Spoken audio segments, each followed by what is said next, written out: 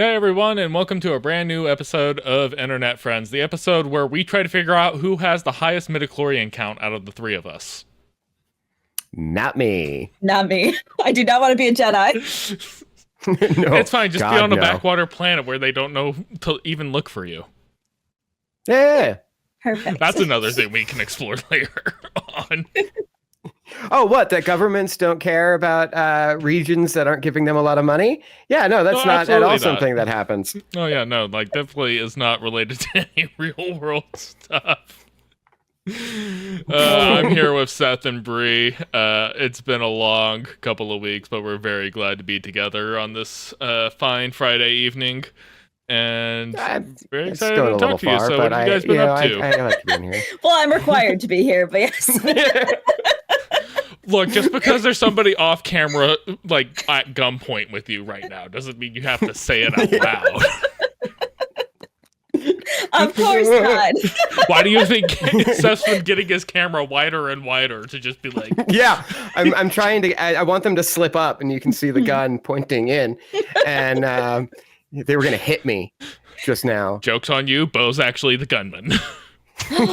That doesn't surprise me at all. Look at him eyeing me right now. Absolutely not for a border collie. He's like, keep talking. Yep. So what have you guys been up to? Flavored whippets. I got Oh, real yeah. into that galaxy gas. I'm Wait, just for very real? glad Great way that, to- you know, No. the Like, tell me vape about it. industry has finally figured out how to pivot into new ventures. Yeah. Yeah. Wait, Brie, are you unfamiliar with these? Have they not been all over your For You page? They have not. Wait, We've established that Bree's For You page is algorithm. super separate from ours. It's true. I forget that I do a lot more drugs than either of you. Yeah, no. There's a company called Galaxy Gas that is making flavored nitrous oxide to go into like whipped cream things, and people are just using it for To whippets. do whippets. I've always thought whippets are so stupid just because I'm just like, it's such a short high. It just like, I don't know. It I is. want something that lasts a little longer. That just seems like, if I'm going to get that much brain damage, I want it to have a lasting effect. Like, I mean, that was the seems... thing that made Steve-O hit rock bottom was whippets. Like, that's what he was doing when they staged the intervention on him. That's Oh, wow. it's not enough bang for your buck. You know what I mean? Like an edible will No. last me a good couple of hours and not cost me that much and not like fuck up my brain. Whippets, on the other hand, I was about to say, like, it's Doesn't make sparing sense. those last two brain cells, whereas just like whippets puts a knife in the middle of the two of them. It's just like, all right, which one of you is coming out of this alive? Yep. No, it throws the knife between them and says only one of you comes out alive. Exactly. There it is. No thanks. Hey. Woof. What about you, Brie? What have you been up to? Well, especially in the pre-show, it's been a very fucking rough week. Holiday weeks are the absolute worst. Every day I thought I could leave early. I in fact did not leave early, including today. And I'm tired, but I have next Friday off, so I just have to wait however many days until that. So single tier. I think the standard wait is 7. I think that's the standard wait of days between one Friday to the next. Yeah, well, the caveat is if that actually happens. So I'm hoping that it's just 7 days. It may not be. So Oof. Well, see, what you Yes. do, Seth, is that you get to your Friday and then you start your whippets and then you lose like 3 or 4 of those days. And then you That's just true, have to yeah. survive the next few. Yeah. Yeah. we love. Yeah, no, it's mostly just been work for me. A lot of fun stuff happening. It's birthday and anniversary month for me and Em, so like, you know, a whole bunch of stuff going on. We went to a Star Wars burlesque show in DC last week, which, by the way, driving in DC, I would rather shoot myself. Sounds awful. And we're going to Ren Fair tomorrow, so that should be a lot of fun. Oh, nice. Hell yeah. Emily's put a lot of work into my costume, so that's going to be a lot of fun. Nice. When's your anniversary? It's literally the day before my birthday. Oh, that's convenient. When's your birthday? Public information. Yes. Doxing. And your social. Yeah, so my social what's your- security Slowly, number please. is, and then my mother's maiden name, the street, you know, the address I grew up at, all that Uh-huh. stuff. At current address, I need that too. Yeah. Mhm. Thanks. And please give me the 3 numbers on the back of the card as well. Longitude and latitude is where I currently reside. Yes. But yeah, no. So yeah, all that stuff's going on. We're doing a lot of the stuff early, but you know, it's definitely been a crazy couple of weeks, but it's been fun. So I'm pretty happy with all of that. Good. So Nice. mentioned that we went to a Star Wars burlesque show, which is perfect segue into the fact that I got to pick the homework assignment this week, and I made Seth and Brie watch Star Wars Episode 1, The Phantom Menace. Indeed, you did. 1999 reintroduction into Star Wars that we all got, and there's a lot of stuff to say about it. Some good, some bad. But the thing I'm most interested in is, Brie, this is your first time ever seeing this movie. So yes. I actually am very curious about what you thought. Yes, and so just for quick context, I know I mentioned this before, but I saw the Star Wars movies, like the main ones, for the first time when I was 26. So a relatively new fan, newish fan. I hesitate to say fan, but you know, aware of the series. Yeah. You enjoyed watching them when you watched them. Correct. Yes, exactly. And then I did the machete method, which purposely cuts out Episode 1 because what they argue is that it does not have any new or pertinent information that's not already addressed in the other films. Yeah. And now that I've seen it, that is absolutely correct. If I had to summarize this movie, I would say it's pointless. What a pointless fucking movie. And it is allegedly 2 hours and 11 minutes. It feels way longer. It took me about 4 hours to finish this movie because of how many breaks I had to take. So. Wow. Okay.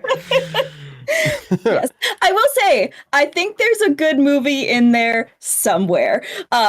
They just made a lot of very stupid decisions and decided, hey, you know what would be the best thing if we made this political intrigue and the most boring fucking thing on the planet. It is such a slow fucking movie. So I'm going to leave it at that for right now because I have a lot of other notes, but I'm interested what you all want to say as well. Well, I'm going to piggyback off of this. So you talked about like a lot of the problems. What did you like about the movie? Let me scroll down here. I got to get through a lot of notes before I can find that. I know you love Roger Roger from when we watched Clone Wars. So that is my second note, Roger Roger. Luckily, that was very early on, so we got it out of the way. I said, yes, Roger Roger. I do say that IRL all the time now, and I would say like a solid 5% of people get the reference, so that's all I need, really.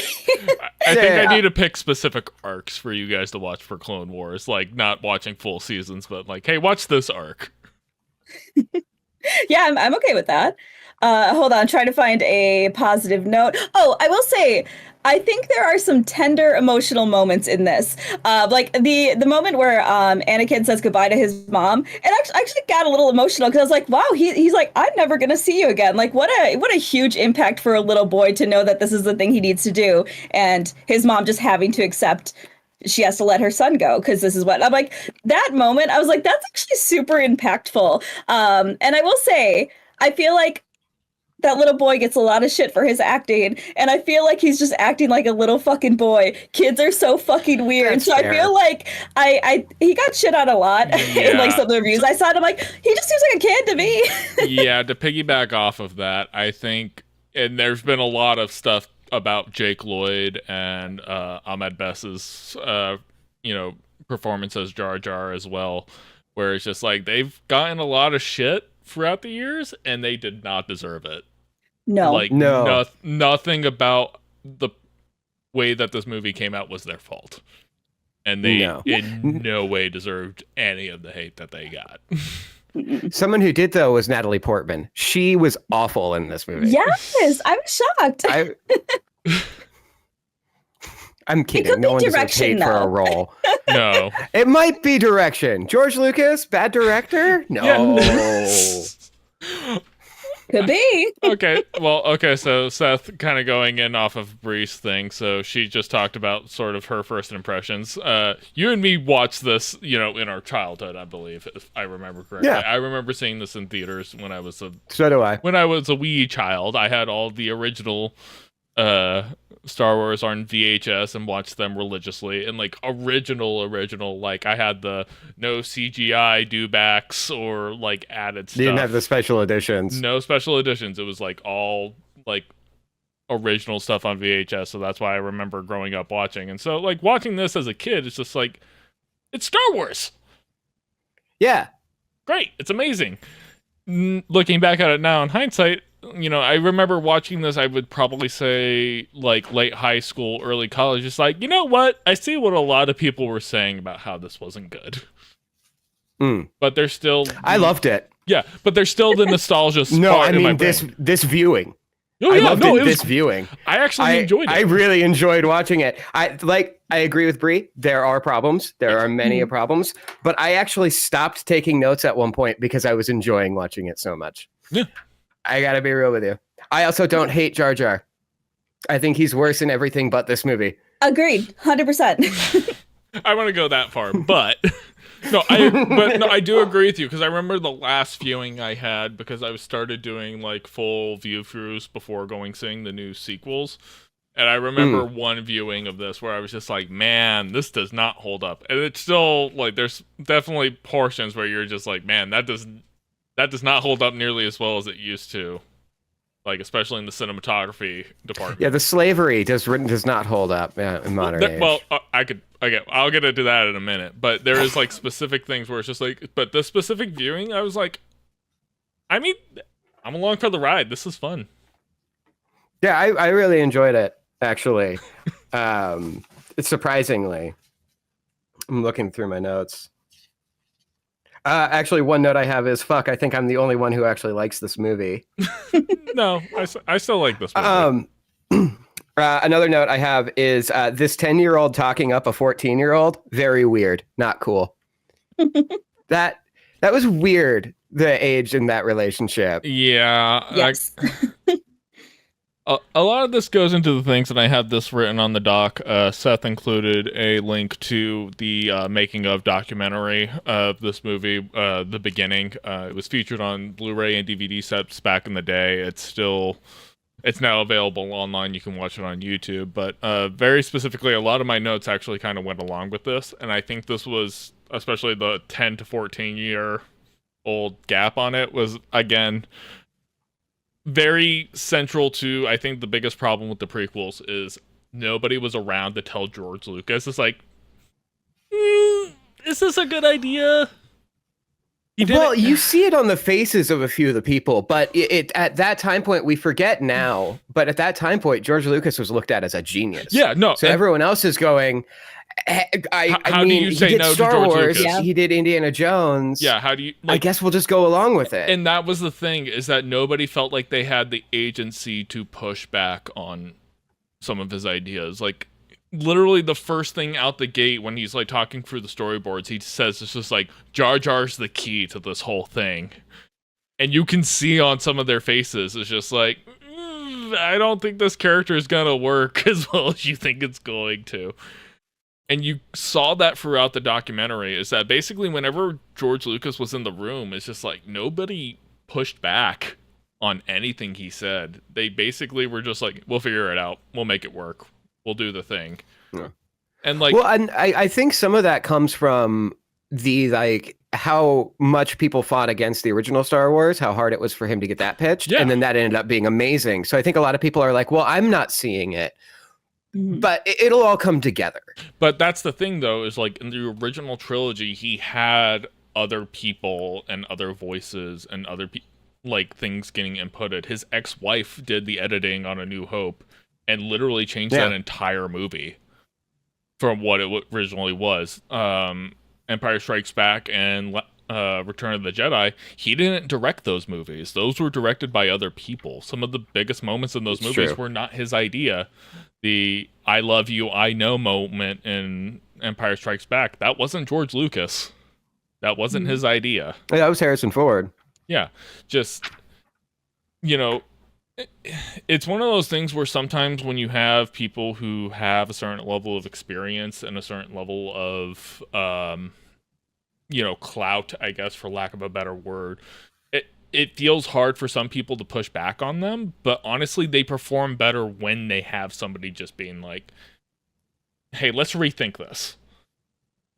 Yeah. Let's maybe go back to the drawing board. It's like, do we really need all of this stuff? Do we maybe pare it down? Because I think all of our points, there's a good movie at the core of this. Mm-hmm. There's just a lot of George Lucas-esque things that didn't get pushed back on and cut out to make like the core of the movie as solid as it was. Like, I would have made Anakin a little bit older at the beginning of the movie, like 12, 13, like minimum, like make him a little bit closer to how old Luke would have been in the beginning of the trilogy. I would have maybe done a better job of communicating what the galaxy's politics are like, because they're very confusing in this film. One of my last notes is they elected a queen. I don't think that's how queens work. Yeah, exactly. It's so confusing. It's just like Queen Amidala. It's just like, oh, so like, you know, she's royalty, she's a queen, and then like, you know, it's like, oh, now she's the senator. It's just like,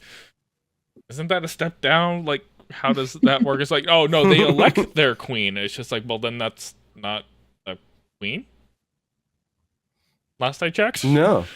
Just, yeah, again, very confusing, and something that, again, like somebody should have gotten some level of clarification on. And, you know, I think the thing was, like, George Lucas 100% wanted to make, like, more of a political thriller than he wanted to make a Star Wars movie. I see that. But he had to package it inside of what we identify as a Star Wars movie. So, like, you have to have the lightsaber fight. You have to have the space battles. You have to have all the other kind of stuff that kind of goes along with that. And it's hard to tell that kind of story in that context.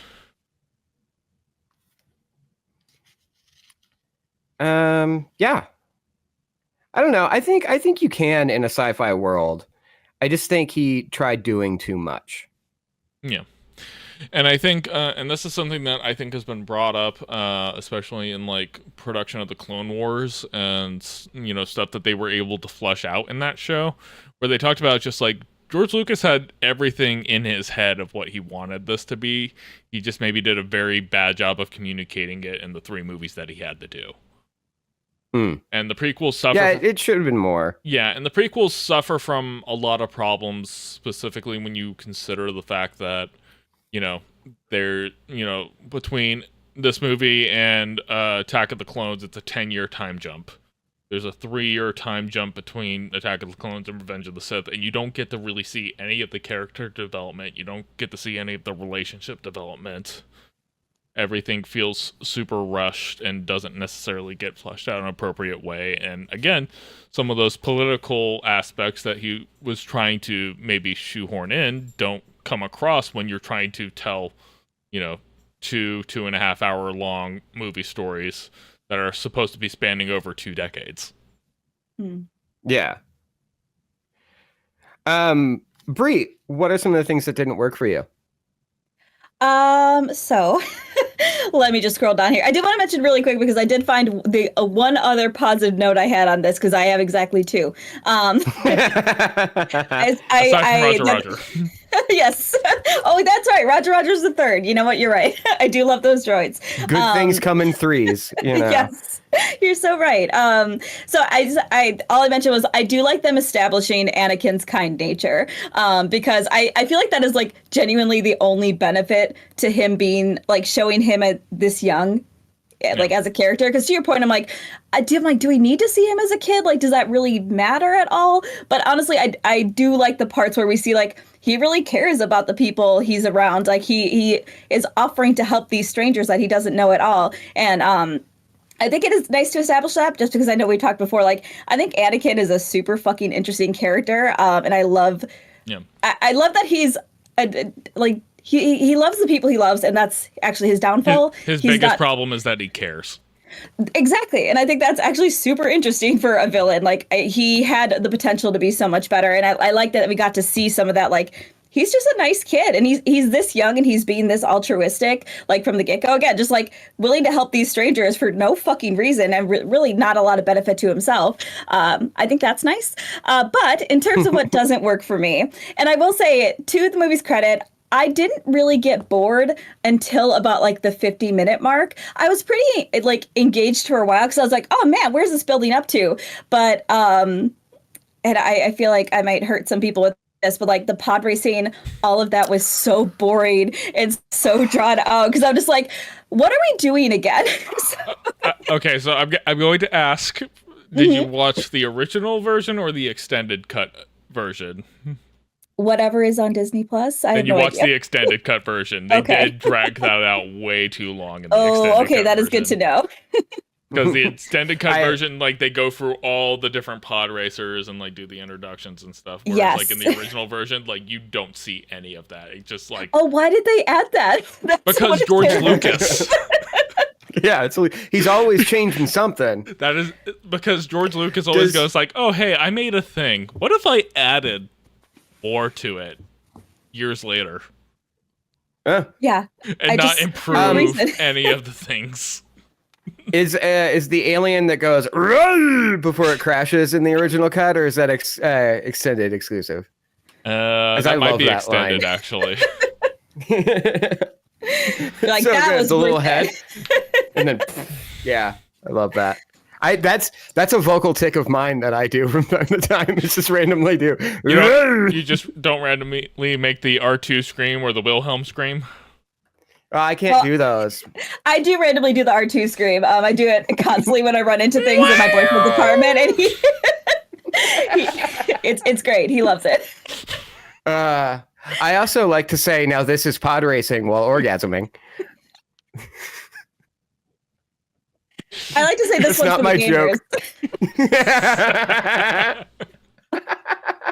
Or alternately, this let's go gamers. Either way, we got options. But Star Wars. I like to ask, chat, is this on Skibbity when she's going down on me? I quit. It's not my fault this time. Hey, we did it. I think we're about at 60-40 there. Perfect. Don't ever tell me the odds. Yeah, I feel like, to be honest, like my biggest thing is this movie's just too fucking long with not enough content in it. The things that I thought would be cool were not that cool. Darth Maul, I was really fucking excited for. And a couple of things. He is in this movie for less than 15 minutes. That is confirmed. He pulls a Beetlejuice. I thought he was going to be, because I feel like he was on so much of the like promotional material. I feel like people talk about him so much. They promoted the hell out of Darth Maul when this thing was coming out. I had the Darth Maul lightsaber. There was like a sippy cup that I had, like at the time, where it was like Darth Maul's head. Like, yeah, I know, I get the concept, but a sippy cup. I was 7. What, did you drink out of one of his horns? Yes. Oh, that'd be cool. Wait, that's dope. I had a C-3PO mug, and it was like the C-3PO in the movie, so like no plated armor. It was like all the wires and things, and there was also a Jar Jar mug that we had in my house. Oh, neat. Fun. I also had Qui-Gon's lightsaber back in the day. And now you've touched on an issue of mine. Qui-Gon Jinn should not exist in this movie. Him as an character entirely is pointless. Yes. Yeah. His death is very anticlimactic too. Like, I want to care about this, but I don't know who he is. And he's just kind of like, steal children's blood, which I thought was very interesting, and like it's just a chill, normal Jedi thing that I guess you do, just stealing kids' blood. I said, okay, very casual. Also, something I wanted to mention, because the first time Darth Maul is on the scene, and he jumps right next to fucking Liam Neeson, I was like, whoa, is Darth Maul a tiny itty bitty man? Is he 5'2"? Because he looks so small. Ray Park is very short. He also played Toad back in the day. That's exactly what my partner said. But Liam Neeson is also Liam Neeson is 6'4". He is. So yeah, he's very tall. Yeah, the guy who plays our Darth Maul, he's 5'9", so he's shorter, but like comparatively, I was like, oh, he's such a tiny itty bitty man. We got so used to Tom Cruise having to like never be shot like from a low angle that like anybody who's like actually tall is just throws us all off.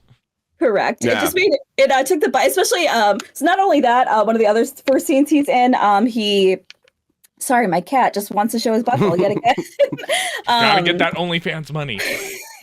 Got to. But Darth Maul like hops on a very tiny little moped and like speeds away. I was like, that's just not doing it for me. No. You might as well get on a unicycle and just pedal away, because that was about the intimidation factor. I was like, okay, yeah, this is not working. But he's not That in it. lightsaber fight though. It was okay. I feel like it's not their best fight choreography at all. Like that felt very like, okay, you hit here and then hit here, back up. I do kind of see that. Yeah, 100%. My favorite more than any, yeah. My favorite choreography of the whole movie is just Obi-Wan versus Darth Maul. But it does. I see what you mean. It can be a little all right, click, click, block, click, click. Yes. Yeah, no, they definitely did a good job on the Obi-Wan v Maul, like the final portion of that. Like they captured the energy and the anger and that scene a lot better. Whereas like, I think you're right. Like the rest of the choreography was very like hit here, hit here, hit here, keep backing up as you go. Like, well, especially with Qui-Gon Jinn, because like I feel like him dying, like he just had his arms up here, and I was like, but just put him down. But he's like, oh, my organs, ouchie. There's a scene like that in Attack of the Clones when Anakin gets his arm cut off. Mm-hmm. If you watch that scene closely at all, he literally goes like this and then just opens his arm up and gets it chopped off. That's the choreography. Yeah. Oh, no. Like no block, no trying anything, just block. Oh, my arm. Oh, shucks. Yeah, it's really funny how a lot of people criticize the sequel trilogies like fight choreographies so much, but like praise like the prequels and like all the crazy like fast-paced stuff that they do. But like when you actually look at it, the sequels actually had like sensible sword fighting choreography going. Like those were actual like movements and attacks and kind of stuff like that, and like how people actually would fight. Mm-hmm. Whereas, like, you know, the sequels very much were just like lots of spins, just twirl those lightsabers around, and then just have them hit every now and again. Yeah, and so, you know, it's one of those things where it's just like, I guess different perspectives. That part in Revenge of the Sith where Obi-Wan and Anakin are fighting, and they both just twirl their lightsabers for a minute. My favorite thing is like seeing people post like the GIF where they're doing that. It's just like them twirling their lightsabers back and forth, but they never do like the final clash of it. It just goes loop. Just illustrating how incredibly like ridiculous it is. Yeah. I did have two more small notes. One, I wish they, I guess, I don't know. I wish they did a better job disguising the fact that the Queen and Padme are the same person, like that they switch out or whatever. Because the face is never well hidden. So I'm like, yeah, that's fucking Padme, obviously. Like, and I got the information is the same in the second movie, so this reveal didn't like do anything for me, anyways. But I'm like, they have the same fucking face. Like, I just don't. Are you insinuating that Keira Knightley and Padme and Natalie Portman look exactly alike when they're teenagers? Yes, that is exactly what I'm saying. I agree with that. One of my notes is Keira Knightley taking full advantage of being the Queen by making Padme clean R2. That was so funny to me. When I saw it this time, it was one of those things like I've ignored so many times since seeing it. Just like, yes, I am the Queen right now. Padme, go clean the droid. That's 100% a move I would do if I had to play the doppelganger and everybody has to believe that I am the sovereign here. I'm just like, you, actual sovereign who was elected, go do this. No question, the dirtiest work available. Go work harder than you ever have in your entire life. Exactly. I'm going to be over here trying on new outfits for the next scene.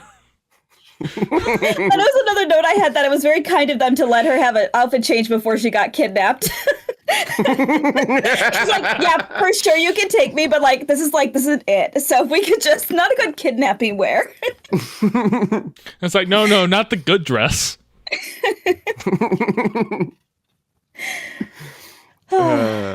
I also like that a note I have here is that Jedis are so dumb. I can't train this kid. He misses his mom.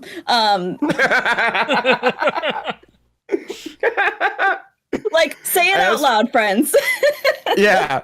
I also love that the test they put him through is the equivalent to the card test that Bill Murray's doing. Yeah, it's the card test Bill Murray's doing at the opening of Ghostbusters. Yeah, pretty much. Like, oh, he's good. But he misses his mom, though. That sucks. He'll never be a Jedi.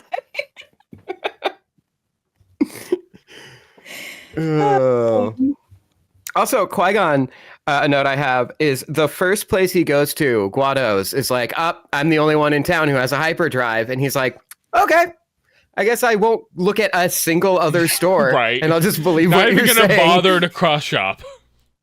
Yep, not at all. Maybe there's another store that does take galactic credits. I mean, like, maybe if Guitar Center doesn't You don't have know. it, who else is gonna have it? right? They're the only store around. The guy told me so. Must be true. We got a pod race, I guess. It's true. I do love the sound design in that pod race. It is. I love how each one has different like I like it. Doing a lot of sound effects today. I mean, we did watch a Star Wars. That's true. A Star Wars, yes, absolutely. But I mean, a lot of the kind of like critiques, like we're obviously critiquing from like a place of like our adult brains looking at this, but like give credit where credit is due to George Lucas. Like he understood it's just like this is a kid's movie. That's true. And it very much is a kid's movie. Yeah. He understood like the fact that it's just like I'm making this for kids. I made the original Star Wars for kids. You go back to the original trilogy, it's just like yeah, adults watched it and they're like, this was a really stupid movie. And kids were just like, that was awesome. Kids love political intrigue. They absolutely do. It's their favorite thing. Yes. But like, it's one of those things where it's just like, it's one of those things where like, and we talk about with the sequels, like I've talked about it beforehand. It's like, I don't know how the sequels are going to go with the younger generation because I don't think it was made for kids. Mm-hmm. It was made for the fans, but it's not what the fans wanted. Yeah. Whereas, at least the prequels, which is why they've had kind of a renaissance over the last few years, is the fact that they were made for the kids of the time. They weren't necessarily made for like the traditional Star Wars fans. Yeah. No, I agree with that. Yeah. Which kind of leads into this was kind of like one of the first big nerd properties to kind of get released in what we now know as the internet age. And there was a lot of baggage that came with that. We kind of touched on it earlier with, the amount of hate that Jake Lloyd and Ahmed Best got it for playing Jar Jar and young Anakin. And a lot of people also were shitting on George Lucas at the time. Rightfully so. Let's not pretend. But there's also like a certain amount of rose-tinted glasses people have now for the prequels and being like, George Lucas should have never sold it. It's just like, you guys were like calling for this guy's head when he was releasing these movies. And now you're trying to act like you should have never gave it up. So like, pick a lane. Yeah. Well, and it went from, I hinted to this earlier, it went from he's a genius, he's a brilliant filmmaker, to episode 1 and episode 2 come out and it's, fuck this loser. Who the fuck screwed up Star Wars? Yep. Yeah. And like, here's the thing. Both things can be true. George Lucas was a visionary. He created this universe and he had a lot of forethought back in the day because he made the movies. He got funding from it for Fox, but he maintained ownership over the property. He wanted to make it his way, and he specifically went against Hollywood to the point where he became Hollywood. Everybody went to ILM for their visual effects. Everybody goes to Skywalker Ranch for their sound design. Everybody came through Lucasfilm in order for funding and producer stuff. His best friend. Well, and in that documentary, he says like, we don't just have to figure out how to do these big CGI battles and you know all the green screen and everything for this. if we do it well, everyone's going Yeah. to be coming to us and wanting it. He And understood these that. movies were the start of green screen. Yeah, and Really. he understood the fact that like what he was doing is just beta testing new technology for ILM and Skywalker Ranch and everything else that they do. How very James Cameron of him. Yeah, like he knew that like he had to be the one to do it because he's the one who had the funds to do it. He's the one doing it as a Star Wars movie. It's like even when you get to Attack of the Clones, a big selling point was whatever camera he was going to use to make the Star Wars prequels were going to basically be the biggest cameras in Hollywood. Yeah. And so like I think if I remember correctly, Attack of the Clones was the first movie shot all on digital. all digital. Correct? That was a big selling point at the time. Mm. And so it was one of those things where like, you know, I always kind of said with the like prequels, people said, say something really good about the prequels. I always said, it's like, look, it pushed film technology to where it is today. Like we wouldn't have a lot of stuff that we have, especially in terms of like digital filmmaking now without the prequels. Whether Gollum you like it or wouldn't not. have existed without Jar Jar. And like, I mean, Jar Jar was a big, you know, you saw in the documentary, it's just like how we do motion capture now and how we do like digital animation and CGI. Like we wouldn't have that stuff without what they were doing on Jar Jar. It was a bad character. Mm-hmm. And like not very well written, but in terms of the techniques that were used, super revolutionary at the time. He's also barely in it for how mad people got about it. That blows my mind too, because I'm just like, he's annoying, no doubt. I hated every time he was on screen, but he's not on screen that often for how much people talk about it. I was like, oh, I thought he was the main character of this fucking film because people get so mad about it. I was like, oh no, he's here in bits and pieces. Doesn't really matter. This is when basically I had forgotten that too. Yeah, this is when they didn't understand how comic relief was supposed to work, where they inserted him in places he did not need to be. Yes. Mm-hmm. Like it was always like a very jarring, just kind of like, and now that we had this big piece of exposition, Jar Jar, Yeah. do something. Also, stupid. did Qui-Gon really save his life? Or because that thing was moving really slow, and I feel like it just would have pushed him over, and then he would have laid under it. Again, George Lucas writing. Fair. But you know, my favorite part of the documentary, just to say this real quick, is when he's bringing Steven Spielberg around to show him some of the models. Yeah. And the big Roger bot. Yeah. And then they're both just standing there going, "It's gonna be great. It's gonna be great. And yeah, it's gonna be great." And they just keep repeating, "It's gonna be great" to each other over and over again. I love it. It's literally watching two guys who had their egos inflated so much over the last 20 years that like, we're so great. Don't you think we're great? It's what I imagine what would happen if you ever saw Steve Jobs and Bill Gates in the same room. It's just like, we make so much money. We're great. Also, Steve, why do you smell like that? Ugh. No one's going to understand that joke but you. No one is, unless you listen to the Behind the Bastards 4-parter. Yeah, no one's going to understand that.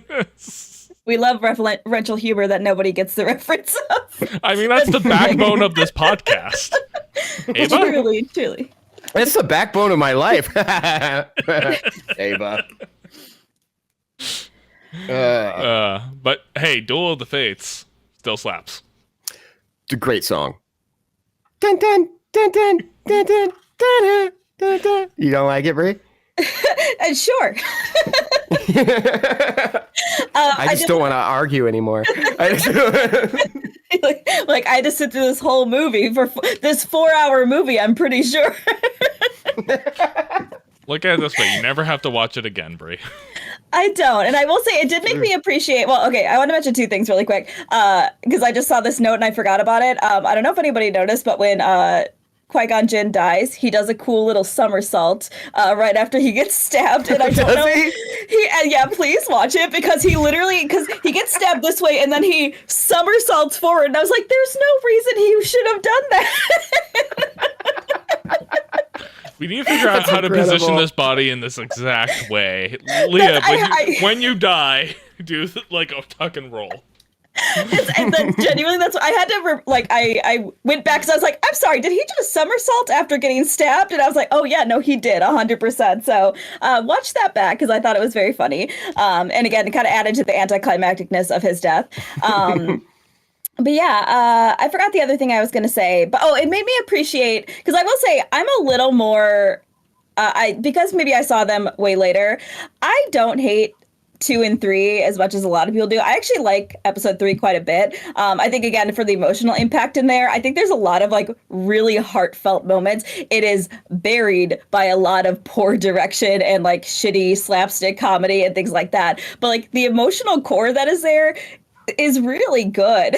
So I'm just like, Ray genuinely, out of the prequel trilogy, gets probably the most love out of all of them. Mhm. For the most part, I think that's when they finally hit their stride. It was just maybe a little too late. Yes. Mhm. I will say, and we've watched it before on the show, Clone Wars does a very, very good job of fleshing these characters out and understanding some of the logic behind what was going on. Mhm. And creating characters that make you actually care about what's going on versus like, again, like these movies, you know, they're spaced out a little too far. A lot of the character development doesn't happen on screen. So, you know, watch Clone Wars. That's my recommendation to everybody. What do you think of the Phantom Menace? Watch Clone Wars. Watch Clone Wars. Basically, yeah. Fair. But no, I agree. I think episode 3 is the strongest of the prequels. Yeah. Mhm. I haven't seen that one in years. Well, I won't pick it, so don't worry about it. You better keep thinking about it. I have to make at least 3 other picks before I do another Star Wars. That's, I believe, the unofficial rule. Okay. Starting now. I'll make a rule about not making religious stuff be our homework. Don't make rules that you can't follow. But that's like my whole thing. Anyways, where's my whippets? Yeah. Whippet break. If they could sponsor us, listen, I'll do a whippet then. I don't know what we have to do to get sponsored by illicit substances, but we'll figure it out. I also think we do it. I want to Technically, be very nitrous oxide hokey. isn't a controlled substance, so I guess it's not technically illegal. We could get sponsored by a weed house, I'm sure. Yeah, probably. Or something. I want that so bad. I really want to be like, oh man, I'm so tired about talking about Star Wars, but you know what peps me right up? Whippets. THC.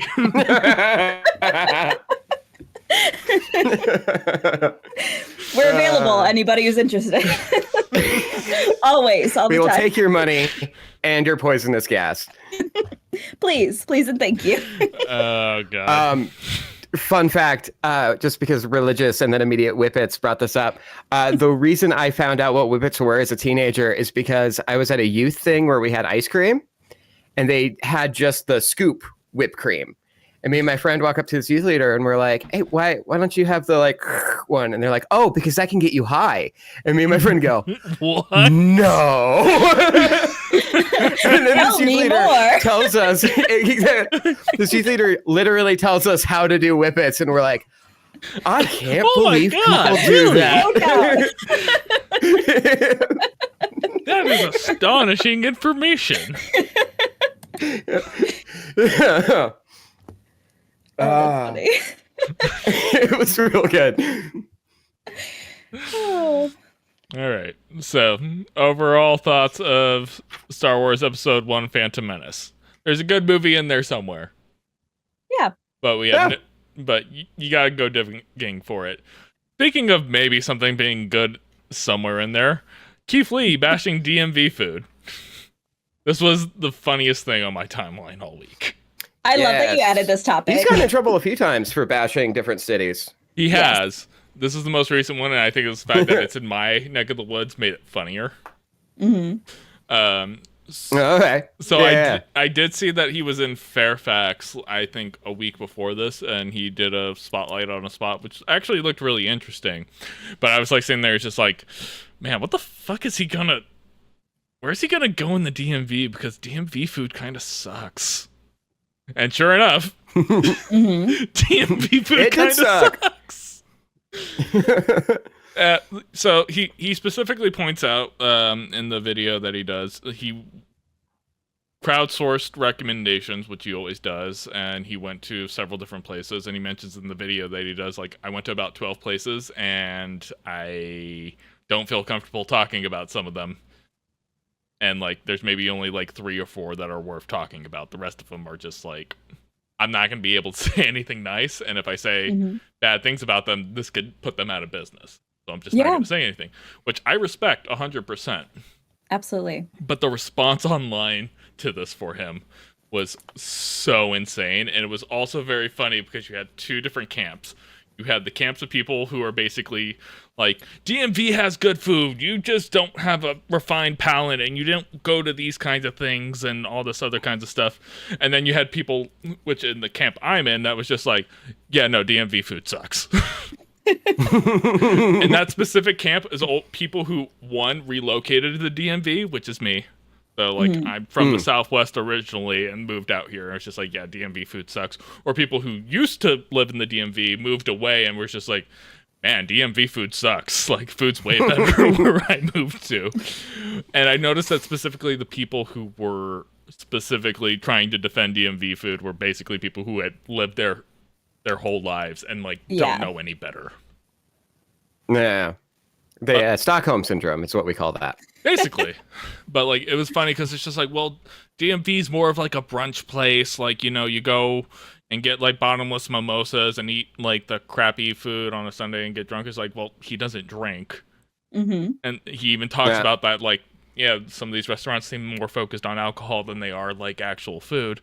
And it's just like, well, he needs to refine his palate. And it's just like, okay, well, we're a seafood area. He's allergic to shellfish. He can't eat that shit. Literally cannot eat that. He literally points out in a video where he got, like, fried chicken from a place, and he, like, was just like, I can't eat this. It smells of fish. And, like, turns out they fried the chicken in the same oil that they were frying the shellfish. It's like, that's not good. That is so fucking gross. That's a big no-no. That's a big no-no. And he, like, pointed out, too, it's like there was a lot of places that were not being super sanitary. They were handling money and then preparing food, not putting on gloves or washing their hands. Just, like...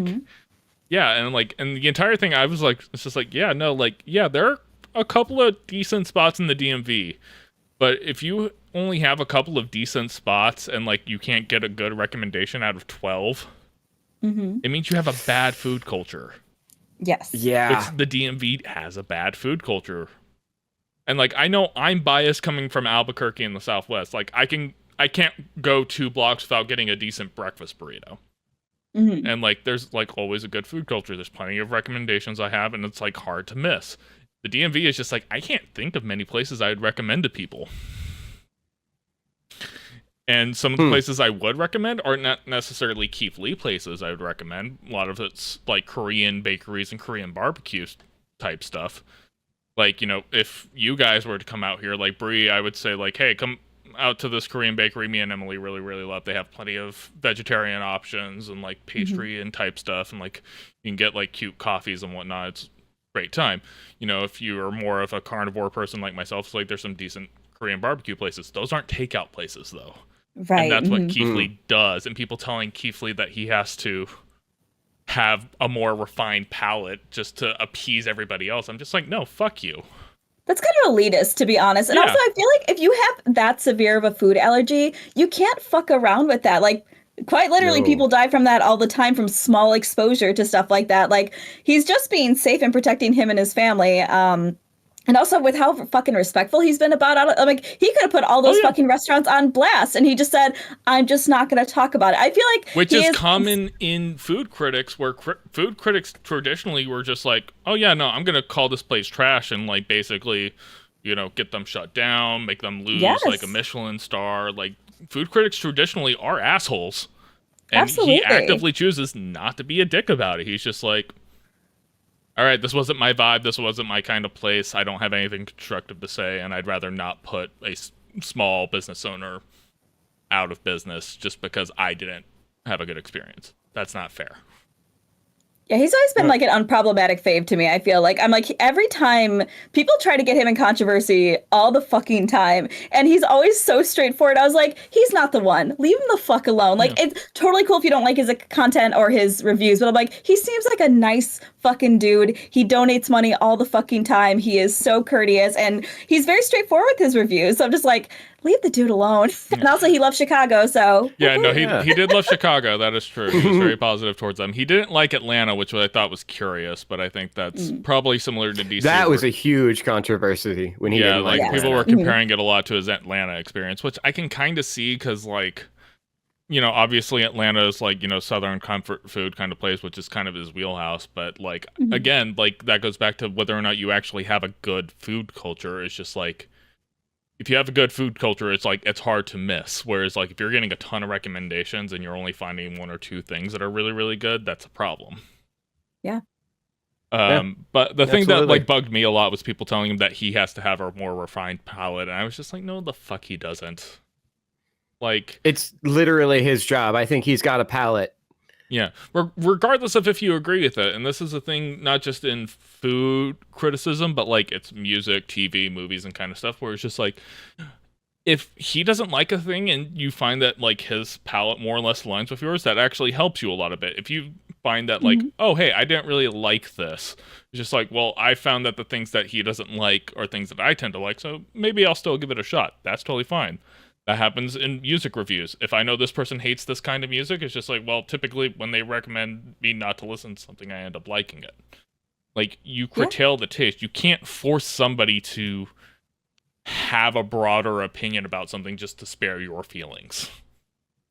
Like, that's not fair, and it's not what needs to be happening. But yeah, the amount of people telling him that he has to refine his palate or he needs to start hiring people to do like his research for him and his cultural things for him is like, no. The entire point that he did for starting to do like this national food tour is like he wanted to do shit his way. And I respect the fuck out of that. And give back, and that's largely what he does. And I feel like also like even when he tries things, like he notoriously does not like sweets, but he'll like preface it, be like, I don't like sweets, but I think this would be good if you do like these things. It's like, that doesn't make him a bad reviewer. Like, you're allowed to not fucking like things. Like, that's a-okay. Like, he just, and again, he's always very upfront with that information. I think that actually makes him a very good reviewer. So people are ridiculous. And right. And like going back to the whole bashing seafood, DC, Maryland, Virginia food, and me thinking that he's right. It's just like, I have a bias. I grew up in Albuquerque, New Mexico. We put green chili on fucking everything. You can't get a good breakfast burrito out here. There's no good pizza out here for my palate, like the way I like my pizza to be done. There's no good diner food out here, in my opinion, because I'm used to diner food in New Mexico. I understand that, like, I have a specific way of I enjoy food, and DC does not accommodate that based on what I grew up in. Yeah. And so it's like one of those things where it's just like, I can't fault him. That being said, what do you guys think are some of the better food cities you guys have been to? Ooh. I have a worst one, and I'm going to offend somebody in here, unfortunately. Oh, it's me, isn't it? Denver has the worst food I've ever fucking had in every single restaurant I went to. Yeah, we try so hard to be a food city, and we're just not. Absolutely not. Go for the mountains and literally nothing else. I'm kidding. I like our diners here. I do like our diners and like delis. We've got really good stuff like that. But there was a minute there where Denver was trying really hard to be a pizza city. We're not a pizza city. Like a lot of our more fancy stuff. Like there's a really popular both sushi and fish food, like just regular seafood restaurant fairly close to each other. We're in a landlocked fucking state. Yeah. Like it's never going to be that great. Stop trying to make that work. Yeah. But no, I agree. Denver doesn't have the best food. Yeah. I had a kind of similar thought because like I grew, again, I'm from Albuquerque. I'm literally grew up 5 hours away from Seth down I-25. And like, yeah, like it's just like, why the fuck would I be trying seafood out in Albuquerque, New Mexico, a literal fucking desert? Like, makes no goddamn sense.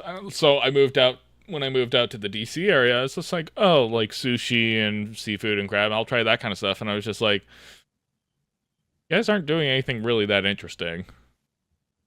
And then Maryland's just like, we have crabs, put Old Bay all in that stuff. It's just like, so like you just put a ton of salt in it and that's how you make it good. It's like, yeah, it's just like, you guys are doing it wrong.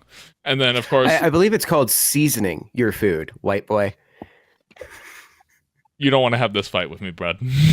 No, I don't. Do we want to talk about how garbage Colorado green chili is and you guys trying to make it seem like you guys have the best green chili? It's not good. That's not. I never claimed that. Well, your state keeps trying to claim it, and New Mexico is constantly just like, you realize we kill people, right? We have 3 heavyweight MMA champions in the wings ready to throw hands right now, buddy. You want to keep talking shit? We're too high to fight, dude, says the guy who got in a fight with a homeless person on his way home from the bar once. Oh, no. This week.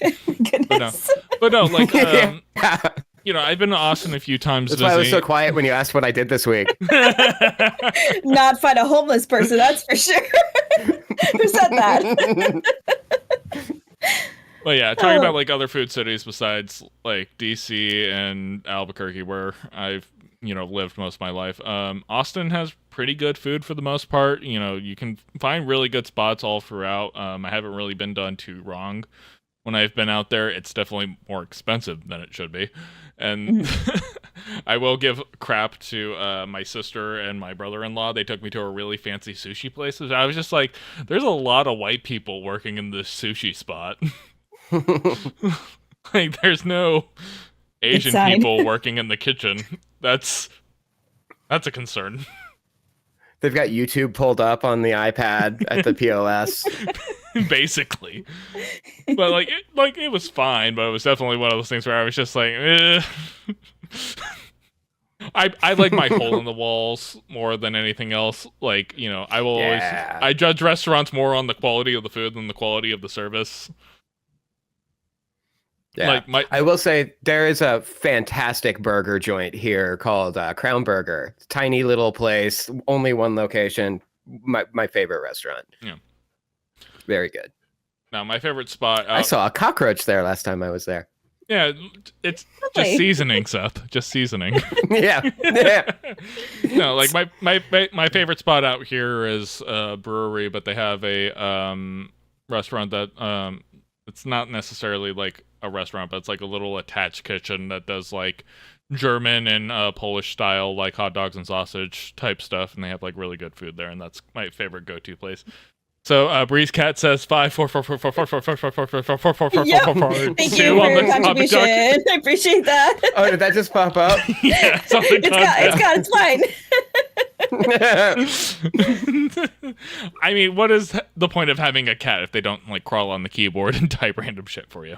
Absolutely. It's his favorite thing. But yeah, regionality, like what's like kind of a food region that you think is like really, really good?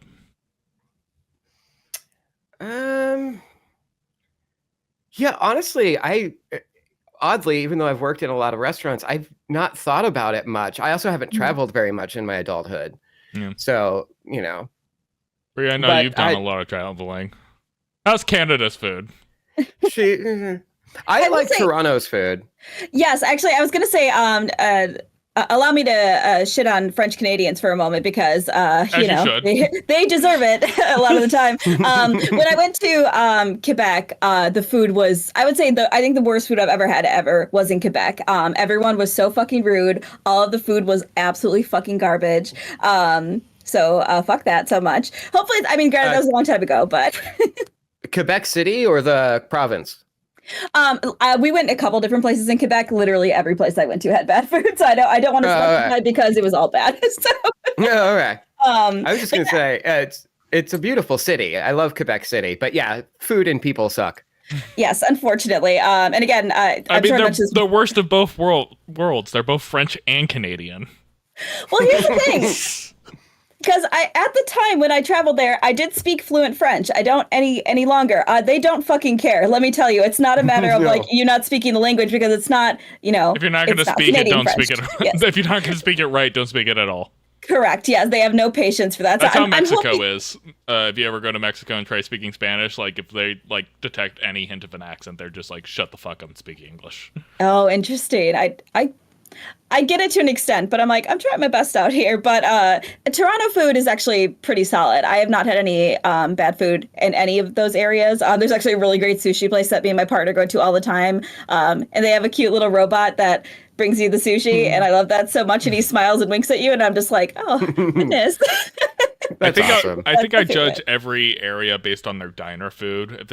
If you can't find a decent like diner experience Yes. period, like you're basically in for a world of hurt anywhere because they can't do diner food right. I don't have confidence for you to do Chinese or Italian or Mexican or anything else right. If you can't do the basic, you can't do anything else.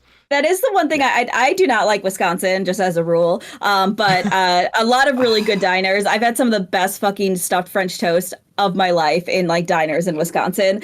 They just do that food right. I will say, but yeah, I'm spoiled and biased because I grew up near Chicago, right outside of Chicago. So I think we have everything here.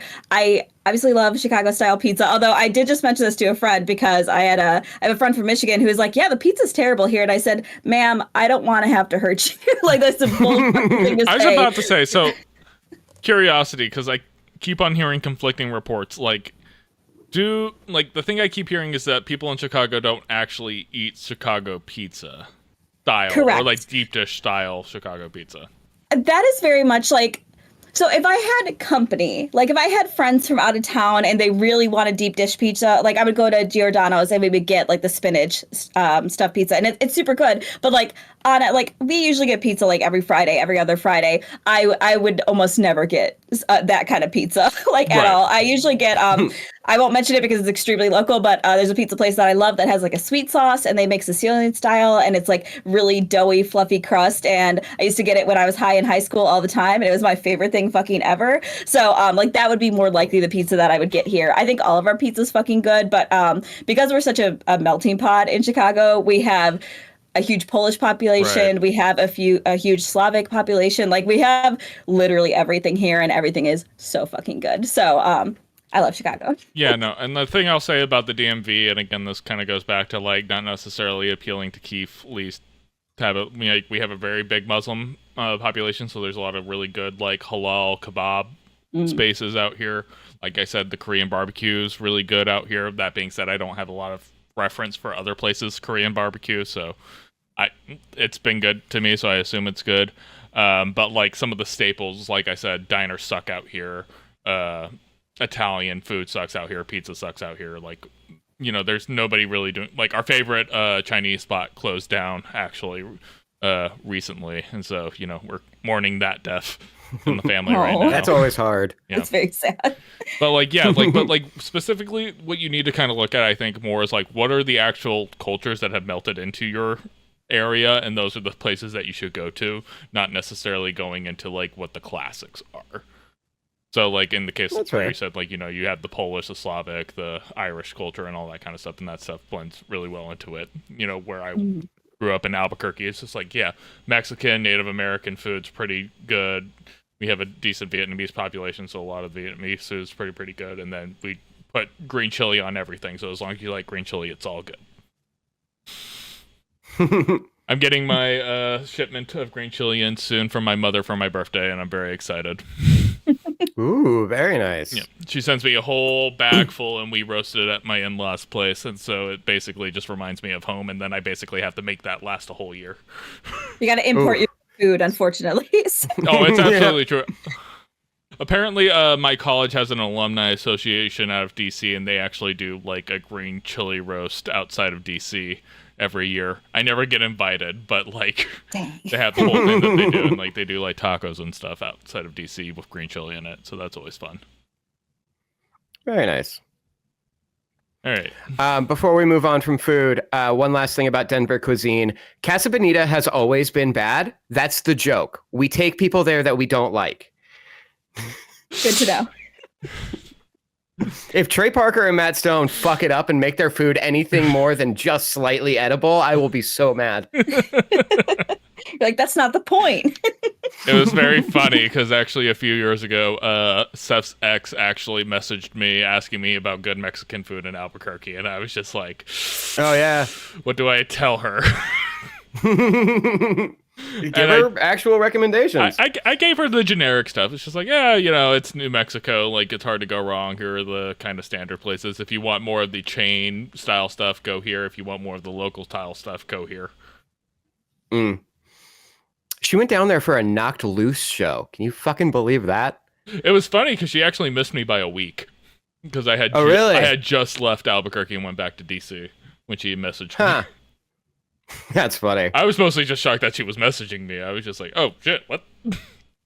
Yeah. No, she's friendly. She's great. Oh, no. But nothing but nice to me. Yeah. She's like my best friend. Just because we broke up doesn't mean I'm gonna, no, I see you guys expect you to be mean to her. I see you guys in comment sections all the time, just like, you know, just taking the piss all the time. Yeah. Which is healthy. She's the only one I have a higher streak on TikTok with than you. I was about to say, you and Emily are kind of neck and neck right now. Brie never sends me anything, so it's never going to happen with Brie. I don't go on TikTok enough because TikTok upsets me a lot of the time. But I appreciate the things you sent me. I mean, I had on the topic doc before I deleted it when they announced that the Oasis reunion was on here, and I just had on the topic doc. I was like, do people like Oasis? Evidently. Hey, that Wonderwall. I was just about to say, I know 3 songs, and most of them are memes. Yeah, actually, all the ones I know are memes. Anyways, speaking of memes, Concord, a live service game that was made by a Sony studio, is getting shut down after just 2 weeks of being live. Oh. That's quick. Yeah, so I remember when this game got announced during like it wasn't Summer's Game Fest, it was whatever PlayStation's like Play Days or something like that was. It was like during their like Ghost of E3 announcements.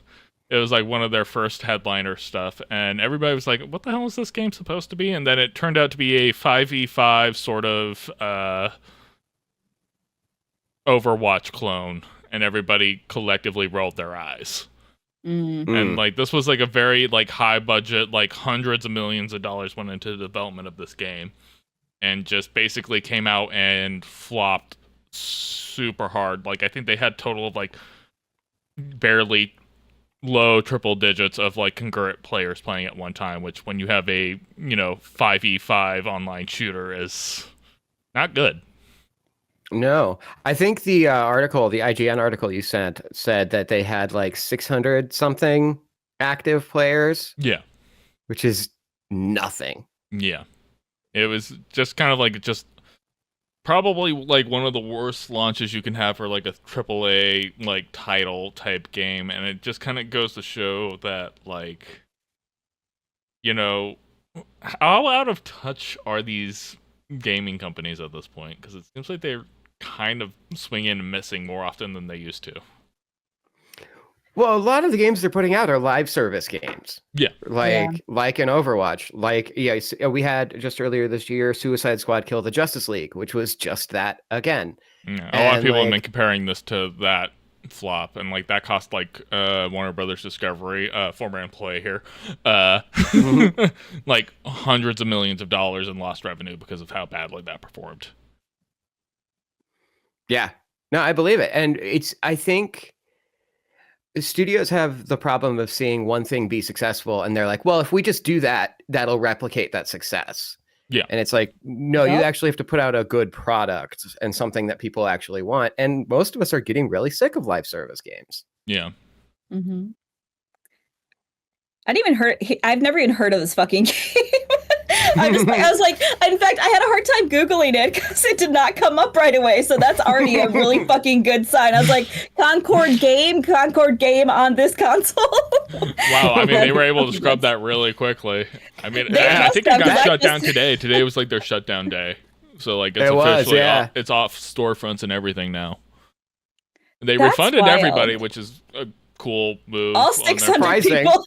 Well, like they got into like the hundreds of thousands of sales, but like concurrent days. But yeah, like they refunded everybody. It was like a $40 game people were kind of saying like, yeah, this should really be free to play, especially if you're trying to make this a live service game, because live service, you're expecting people to be like buying battle passes and skins and everything else.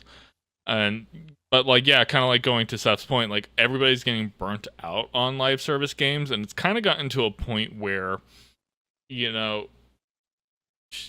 like I think every big game developer, whether it's a Sony, a Microsoft, Epic, whoever, are like trying to get these big service games because they're looking for that infinite money glitch. They're looking for that thing that like will last decades and people will just keep on paying microtransactions and they'll just keep collecting money without having to do any real work on the back end. But they just need to have it hit right out the gate. And, those hits are coming fewer and far between, I think, because everybody's either burnt out on this style of game or they've already found the one that they like.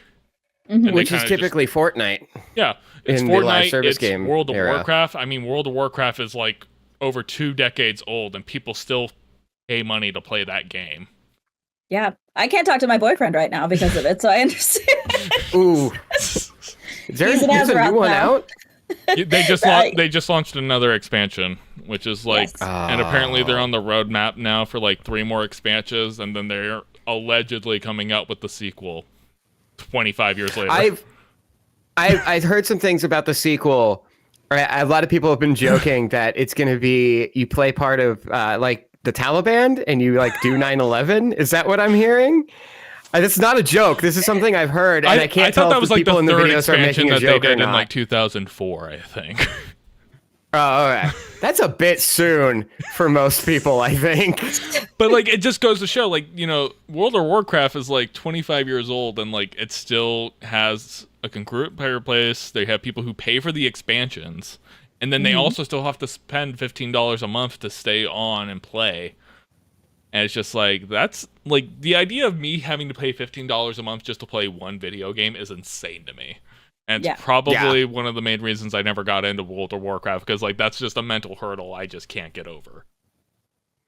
But no, that's fair. But that's the model that everybody is chasing. They want that game specifically that is just going to just keep collecting money forever. And it's just like hitting that is just not working anymore. And especially when it's so obvious that that's what the goal is, it makes everybody kind of tune out. Yeah. And I think what they also specifically did wrong with this game is that it was basically an Overwatch clone. It was not like an original idea.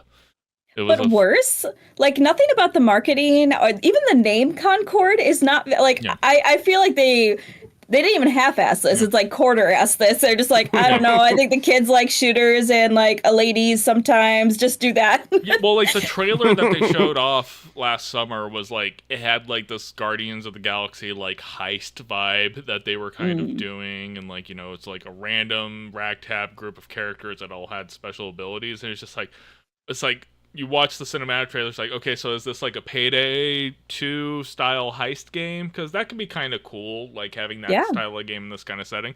And then when it's revealed that it's a 5v5, hero shooter, everybody just collectively was just like, ugh. We got those, thank you. Yes, it's just like, it's like we have Overwatch and Valorant, and we're Overwatch has already kind of like worn people out. At this point, like it used to be the biggest thing in the world, and now it's just like people have kind of just been like, yeah, just it wears on people. So it is. What I would recommend to any studios listening is stop trying to make everything live service, and stop just copying other games, and maybe try to come up with an original idea.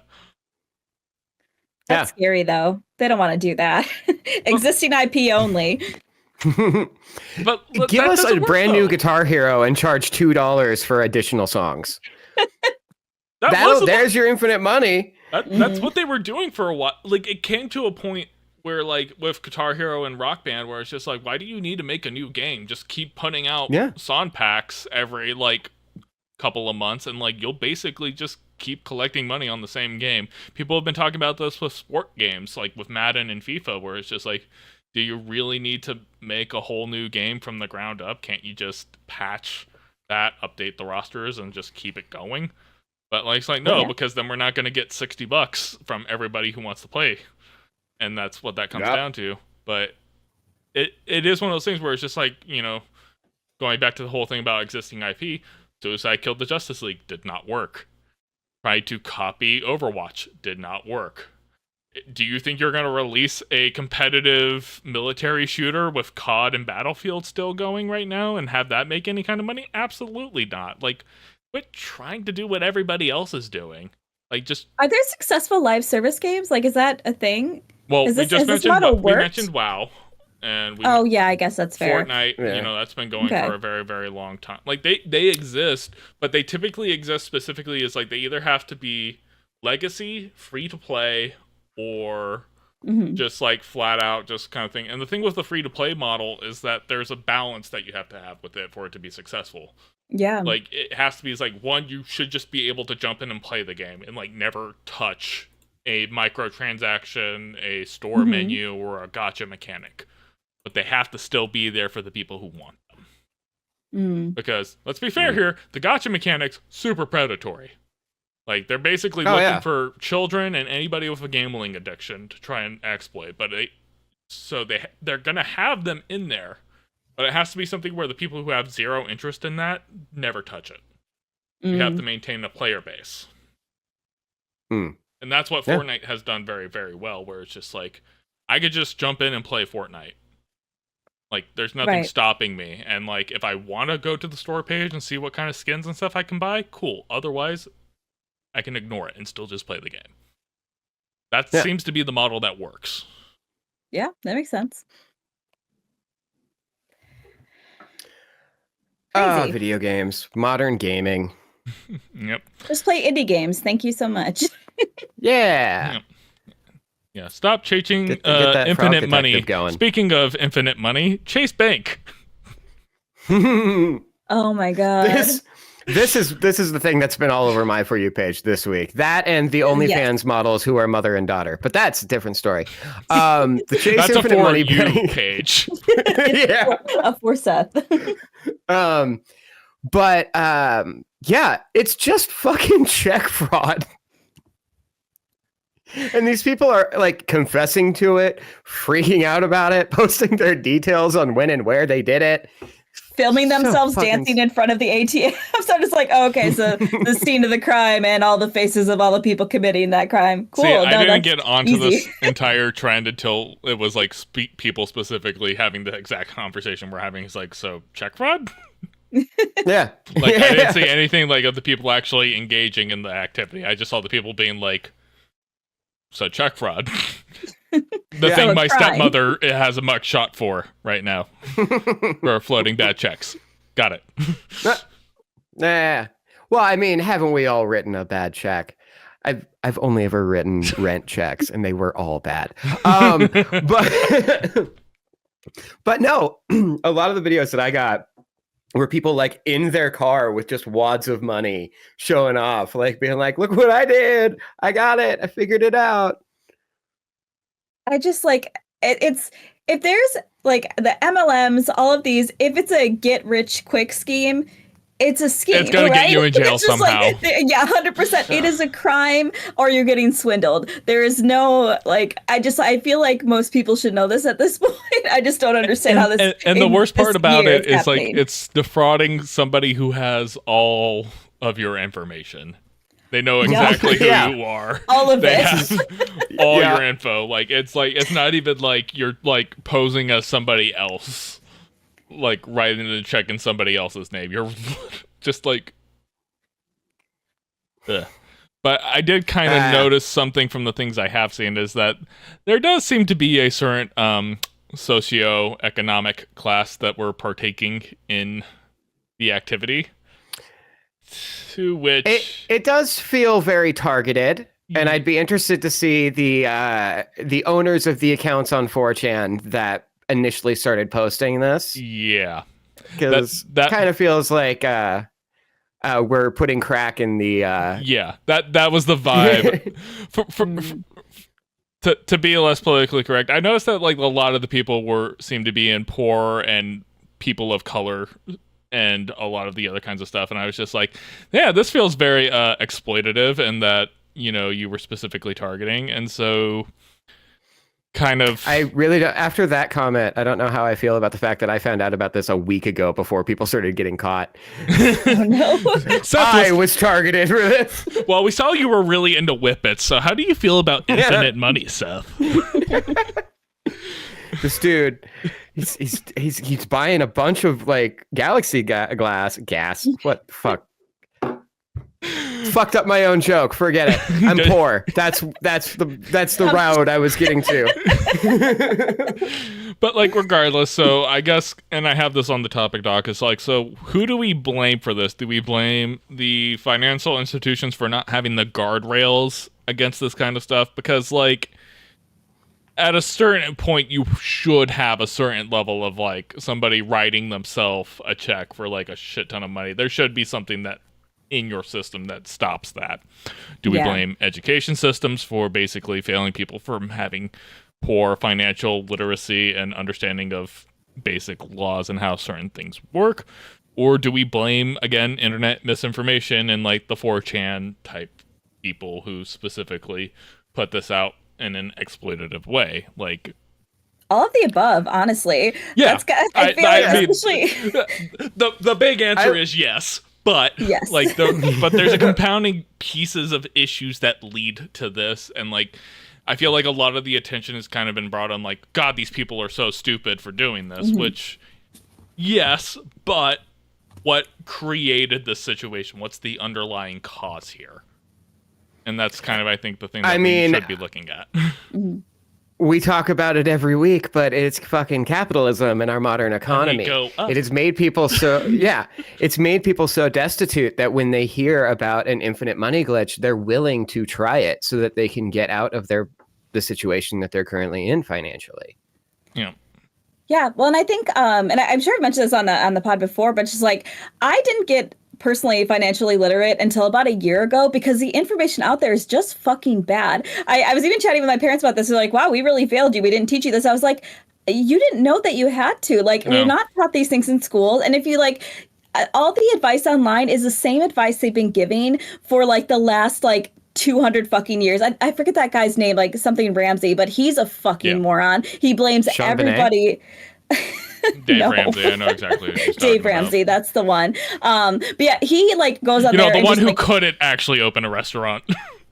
But it's just like they give this like shitty advice. I'm just like, oh well, you got to save 50% of your paycheck. You got to do. It's just like that's not the fucking world we live in. Like I couldn't afford rent. In fact, my financial advisor the other day just told me that I am house poor, which is a very common a phrase I never heard before. But that is how most people are these days because we don't make enough money. Things are too expensive. And yeah, to your point, Seth, like. I do kind of empathize if there was a way to quickly get money, you're like, wow, I can make my situation so much fucking better in a day. I understand, especially in the most destitute of places, just like, oh my God, I could pay my rent with this. Oh my God, I could quit this awful job that's fucking killing me. I get that. And it just, I think honestly, the biggest thing is the lack of education. And, not to sound conspiracy theorist at all, but it feels it's on purpose that we're not financially literate because it is very easy for us to go into credit card debt and then just be in debt for fucking ever. So, and like going to kind of your point you were making with like the MLMs and stuff like that, like how people fall into these traps where it's just kind of like they get presented with information, whether or not the information is true or accurate is completely up in the air. And then it also kind of comes down to they make it so complicated in understanding. Like that's how crypto and NFTs and shit like started kind of going big. It's just like, and anytime anybody like stop and question, it's just like, well, how the fuck does that work? And then they're just like, you just don't get it, man. Whenever you call them out on it, it's just kind of like, no, I don't get it because it doesn't make sense. And it's like one of those things where it's just like, yeah, but like, as you say, like if you're in a desperate enough situation, it's just like, I don't care if it makes sense. If it gets me out of the situation that I'm in, I'm going to try it. Yeah. Like, what do I have to lose? I think the going rate is like 20 to 40 years. Yeah. I mean, fraud. good luck prosecuting that many people for that amount of time. But then also, like, again, going back to who this was targeted at, Yeah. You made the whole introducing crack into a neighborhood thing is like, this feels a lot like that in a lot of ways. So It does kind of. and that's also kind of like where I was kind of going, where it's just like, at what point do we need to kind of like maybe rein in some of these online trends that cause actual harm? Because I saw a fucking post. Like, one thing that Twitter did do that I like is fact checking. Yeah. Mhm. And Until Elon got I saw there. a post. Yeah, until Elon got there. Fucking. I saw a post the other day though that was like, when are we going to start calling fact checking what it actually is? Censorship. And I was like, oh, you're fucking dumb. Oh, Oh, you're just an idiot. Okay, cool. There's no saving this one. Oh, so I'm not Yeah. allowed to share my opinion? It's like, no, I get to tell you you're wrong and show you why you're wrong and call you a dumbass for it. yeah. Yeah. That's not censorship. That's how free speech works. You say something That's- wrong and I tell you you're wrong. You got to say something wrong and I got to correct you. Free speech. Yeah.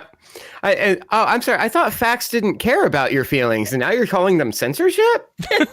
That's always my favorite. That's situational, Seth. What do you mean? That's wild. I'm just Yeah. was saying, I robbing supposed to banks answer that used to be question? I'm way sorry. cooler. Remember when we used to like put on like the bandanas and like break in and just like just shoot guns up in the air and tell everybody to get down? That was the golden age of robbing banks. Now we're just like writing It bad really checks. was. Yeah. Sucks. I miss that.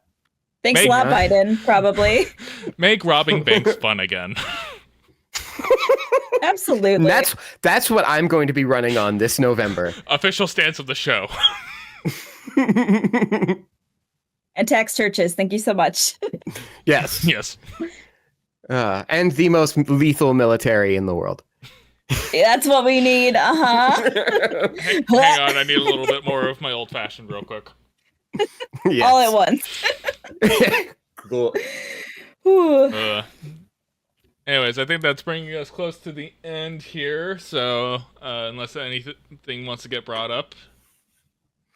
Linkin Park has a new singer, and evidently she's a Scientologist who defends Danny Masterson. So Yeah, I saw that. I got to have exactly 12 hours of being happy that Linkin Park was back, and now it's ruined. Yeah, I saw the thing about the Scientology and Danny Masters thing. I guess she was born into Scientology. I don't know if she's currently practicing, but the Danny Masterson thing was kind of a hang up. That's the one I can't get over. Yeah, that's the because you can forgive people being born into religious situations, Seth. And unlearning Yeah. that. Yeah, I Yeah. get that. But like, It's real hard. But yeah, the defending Danny Masterson, that's a little bit harder. I Always be a girl's girl, just to any women out there. Be a girl's girl all the time, and also believe victims. That's it, and that's all. yeah. Amen. But yeah, I did make the point with the Linkin Park thing, because I saw like a videos talking about it and like how, of course there was people who were going to be pissed about it besides the Scientology and Danny Masters things for guess what? Sexism and other reasons. But yeah, I made the point, and it's just like, it's kind of like when Matt Skiba was in Blink-182 and everybody hated on him for the fact that he wasn't Tom DeLonge for no other reason than that. And I was just like, first off, I'm more of an Alkaline Trio fan than I am a Blink-182 fan, and I love Matt Skiba. And I actually think California is my favorite Blink-182 album. Come at me, bro. And Hot take, I think. I don't like Blink-182. I don't fair. either. Okay, thank God. yeah, no, that's fair. But like, I love Matt Skiba. I like Alkaline Trio. I think actually he's a better musician than Tom DeLonge. And I was just like, the only reason you guys are hating on him is just the fact that he's not Tom DeLonge, and for no other reason. Nah. And like, a lot of the hate she was getting was specifically because she's not Chester. And I was just like, well, guess what? The difference here is Chester's not coming back. Yep. And Sorry. Unfortunately enough. that sucks. But get over it. Yeah, but you gotta embrace the new, right? I know a lot of people were saying like, well, maybe they should have just come back as something else. I was just like, yeah, Why? What would that have done? yeah, like the only other comparative thing I can think of is when Rage Against the Machine broke up and they did Audio Slave with Chris Cornell. Oh yeah. But that was a completely different vibe from Rage Against the Machine. Like it didn't have the Yeah. hip hop thing. Like Chris Cornell's not a rapper like Zach De La No. Rocha is. It's like, but yeah, it's like it's still the core of Rage Against the Machine. Tom Morello, Brad, and everybody else. It was just swapping singers, but at the same time, it's just like, yeah, just they're not. Yeah, it's not the same band. It's not the same vibe. Well, and they weren't doing Rage Against the Machine songs. They were doing all new material, kind of Yeah, like an like they Alter Bridge maybe- Creed situation. Like they maybe played Killing in the Name of at a concert every now and again, but like they weren't. They were making their own original music. They were doing completely different things. This is a completely different scenario. But yeah, just and like whoever they brought on was not going to get accepted by Linkin Park fans. I knew that wasn't going to happen. It just happened to be this one person who they brought on. Yeah. Ugh. These are bands that I listen to. So Brie now has I to know all recommend of these. recommend albums I to like listen music. to. Well, she's already upset that Seth's going to Green Day this weekend. So I am. You listen. You could spend Hey. your money however you want to. I guess theoretically. It's gonna be great. They're playing American Idiot from start to finish. oh It's god, gonna I be wish I was there. amazing. But Yeah, they're doing it's. Love that for you. Thank you. Yeah, it's the 30th anniversary of Dookie, 20th anniversary of American Idiot. So they're playing both records start oh to finish. god, I screw the Ren Fair. I'm flying out to Denver right now. I got floor seats. Ooh, nice. Ah. So, Enjoy. Be safe. So disguise myself as No. homeless person mug, Seth for tickets, and then Exactly. That's such a cute no. Thank you.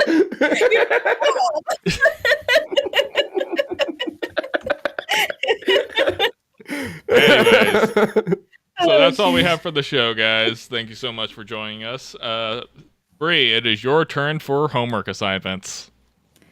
Hell yeah. I previewed this a little bit. I was almost gonna change it because fun fact, I've never seen the original Spider-Man movies, but I think we're gonna save that for another day. So I would like to do Umbrella Academy. And the first season for sure. If you get through the first two, that would be excellent. But yes, Umbrella Academy. So Okay. Cool. because the series just ended and I have feelings about it. A lot of people do. So I'd love for you to get an exposure to it. And if you don't Okay. like it, just go listen to Black Parade. It's fine. Same thing. Ultimately. Yeah. Exactly the same. Written by Jared Way. So Yeah. Yeah. I'm just gonna make a lot of My Chemical Romance jokes next episode. So get ready for that. I'm here for it, honestly. So and if you get through more, that's awesome. It's just the first two seasons are the best seasons. Yeah, so. that's what I've heard. Yeah. I've heard that Okay. the last two seasons kind of fell off. Yep. I watched the last season last week, and I couldn't tell you a goddamn thing about it. So. Yeah, I've been hearing Ooh, a that's lot of always complaints fun. online for that one, but we'll see. I'll definitely get for the first two seasons, and we'll see how I'm feeling. Yeah, for sure. Anyways, thank you guys so much for spending a Friday night with me. I appreciate it so much. You guys are always amazing. I am TCK Media on most platforms. You can find me on YouTube. I'm going to try to get back on streaming pretty soon, but I'm a little bit burnt out at the moment, so bear with me. You have That Seth23, who you can find on TikTok every now and again. He always has fun takes on George R.R. Martin and how he should be working on writing his goddamn books. And then you have Raccoonaloon herself, Brie. You can catch her podcast every other week on Game Birds, where they talk about indie games. It's a very, very good show. I've been enjoying it highly. That comes out It is very typically good. the same I finally Monday. listened to it. It comes out on the Mondays-ish around Usually. the same week that these shows come out. So if you see Internet Friends show, just know that a Game Birds is probably just around the corner. But it's very fun. If you like listening to Brie talk about indie games, and you don't like listening to me and Seth, we totally understand. You should watch Game Birds. And that's pretty much all we have. We'll see you guys next time. Bye. And scene.